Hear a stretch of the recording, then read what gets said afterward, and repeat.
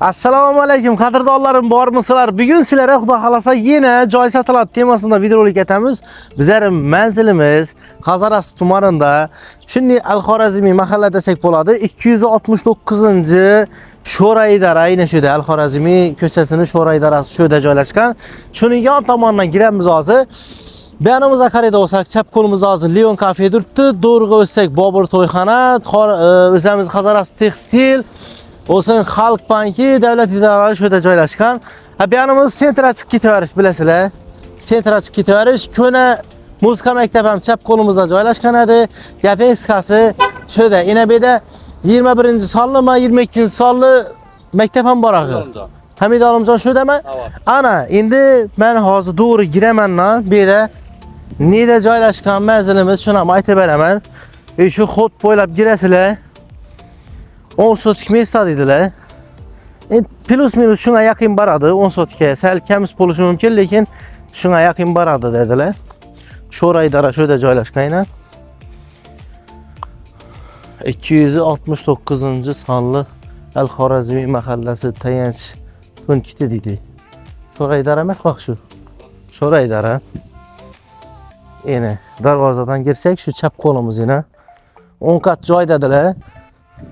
Bir de xohlasanızlar, может quruvchilar bo'lsa dom ham solish ehtimoli bor. Sababi bu listin ham yaqinda shular sotib olgan. Quruvchilarimiz menimcha bu yerdan qurilish etishak planlari bor. Sababi sentralniy kanalizatsiyalar o'tdi. Bir o'zida mena shundan keladi olsak, shu to'rdagi zabora borib uriladi ekan. Bir o'zi 10 sotikka yaqin keladi. Hozirdan noturar bir, buni ham aytib qo'yamiz. Plita bilan bostirilgan bu ko'rib turganlaringizdan 10 kat joy o'zlari ham yashab o'tiribdi hozir bu yerda. Endi xohlasanizlar bemalol xarid etishingiz mumkin.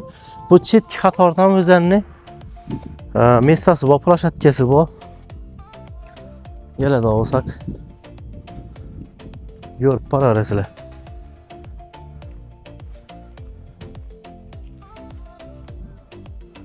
Yine şunun gaplar. Şöyle bilen birgalikda yine. Şu mestalar bilen birga yine şuradan şu shona qarab ketadi ekan. Yine shuni ichi 10 sotik mesta dedilar, 10 sotikka yaqin. Planlashtiringlar. Pulini so'rasam obunachilar bilan shu yoki chiqchaq klientlar bilan gaplashaveramiz dedilar. Men o'rtada elchiman, to'g'rimi? Ekranda telefon nomeri turadi. Gaplashinglar yaxshi xarid etasizlar. Bu yerda gazda, suvda, suvda, kanalizatsiyada umuman yo'q. Davlat idoralari shu yerda joylashgan. Aytdim, hozir bu xatolarda endi dom qurish boshlandi. Может kimdir asa balkim buni bir emas 2 dom qurish ehtimoli bor.